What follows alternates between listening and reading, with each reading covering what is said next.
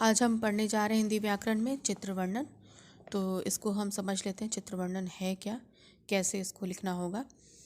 तो अगर चित्र वर्णन को आप देख लें तो साधारण भाषा में परीक्षा में कुछ पिक्चर दी हुई रहेंगी और उसको देखकर उसके आधार पर आपको कोई स्टोरी बनानी होगी या कहानी लिखनी होगी जो उसी चित्र से ली गई हो या चित्र पर ही आधारित हो।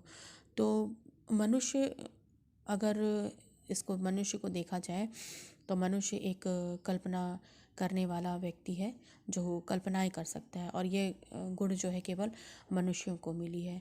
तो जो भी दृश्य दिए गए हैं उसको देखकर व्यक्ति अपने मन में कल्पना करता है, कल्पना बनाता है या चित्र बनाता है। और हर एक व्यक्ति का एक अपना अलग दृष्टिकोण होता है, एक अलग नज़रिया होता है उस चित्र को लेकर या उस वस्तु को लेकर। अगर मान लीजिए एक गिलास में आप आधा पानी रखें, आधा गिलास भर के किसी व्यक्ति के सामने रख दें, तो अलग अलग व्यक्तियों से आप पूछेंगे तो कुछ व्यक्ति कहेंगे कि गिलास आधा खाली है और कुछ कहेंगे कि गिलास आधा भरा है। तो नज़रिया अलग अलग, दृष्टिकोण सबकी अलग अलग है। तो ज़रूरी नहीं है चित्र देखकर या किसी व्यक्ति को देखकर लोग एक ही बात कहें, अलग अलग बात भी कह सकते हैं। तो चित्र वर्णन का जो मेन उद्देश्य है वो है कि जो भी चित्र है उसको अपने भाषा के माध्यम से व्यक्त कर पाना चित्र वर्णन का मेन उद्देश्य होता है। किसी चित्र को देखकर उससे संबंधित मन में उठने वाले भावों को अपनी कल्पना शक्ति के आधार पर जब हम अभिव्यक्त करते हैं तो उसे हम चित्र वर्णन कहते हैं।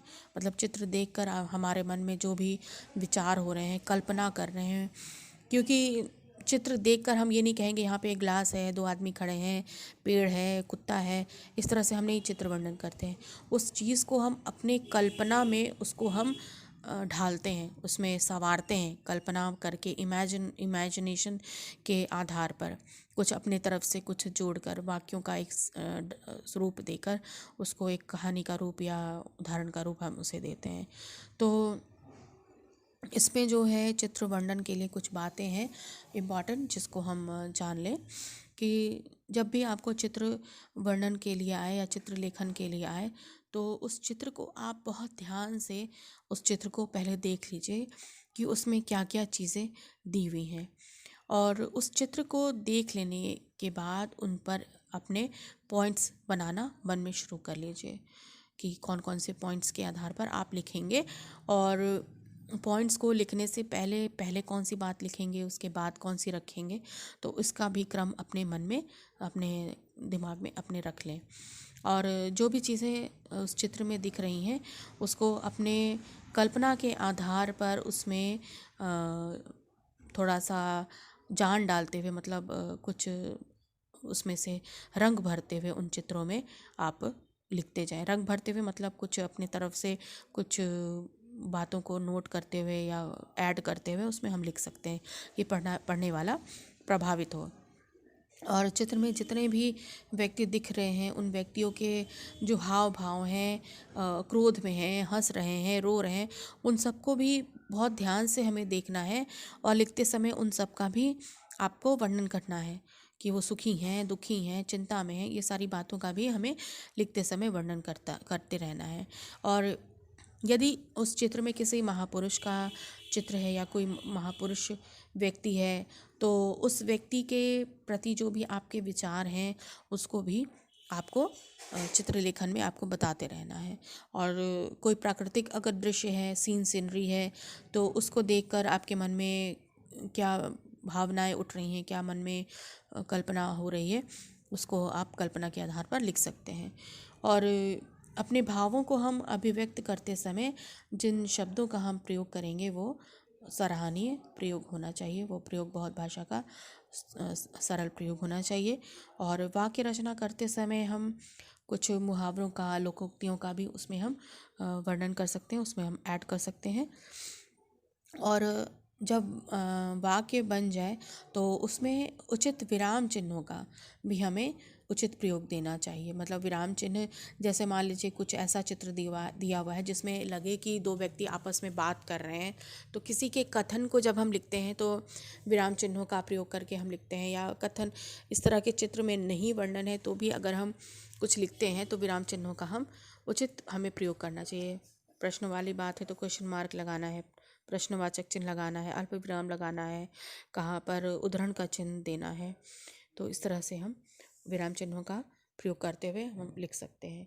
उसके बाद है चित्र वर्णन करते समय हमको बहुत ही ध्यान में रखना है कि किसी भी प्रकार की बात को बढ़ा चढ़कर हम ना लिखें, अतिशयोक्ति वाली बात ना हो जाए। मतलब चित्र में जैसा दिया हुआ है उसी से हमारी बातें रिलेटेड हो, बहुत ज़्यादा बढ़ा चढ़ा के हमको चित्र से हट के भी हमको कुछ भी अपनी बात को नहीं लिखनी है। तो ये सारी कुछ बातें हैं जो हमको चित्र लिखते समय हमको देना है और इसका वर्णन करना है।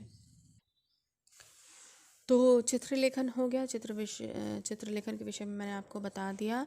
अब हम थोड़ा जान लेते हैं संवाद लेखन के विषय में।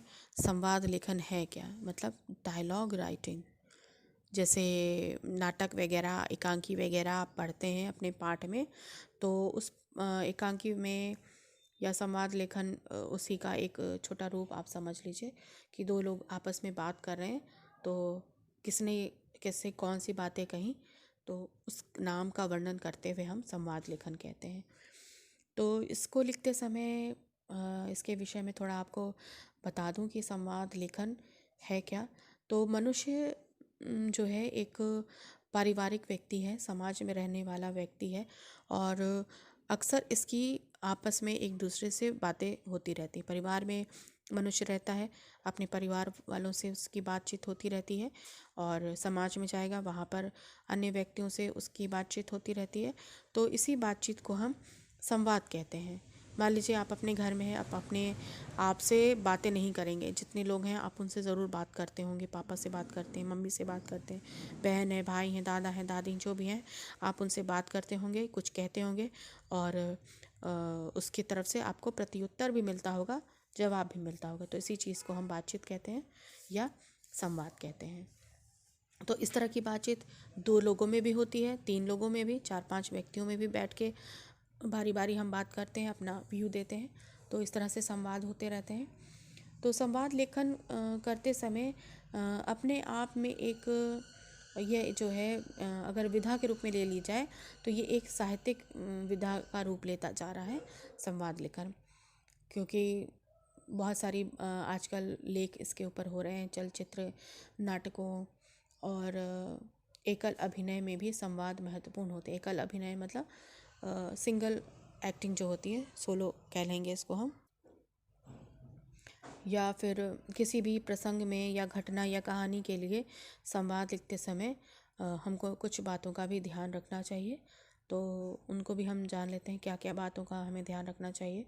तो संवाद आपके प्रभावशाली होने चाहिए, रोचक और सरल भाषा में आपको लिखनी है, और विचारों को तर्क सम्मत रूप से प्रस्तुत करना है। मतलब जो भी विचार आप दे रहे हैं संवाद लिखते समय, क्योंकि अगर आपको टॉपिक दिया जाएगा कि माता पिता और बच्चे के बीच में संवाद लिखें, तो जो भी संवाद आप लिखेंगे आप अपनी कल्पना के आधार पर लिखेंगे, क्योंकि आपने किसी को देखा नहीं है।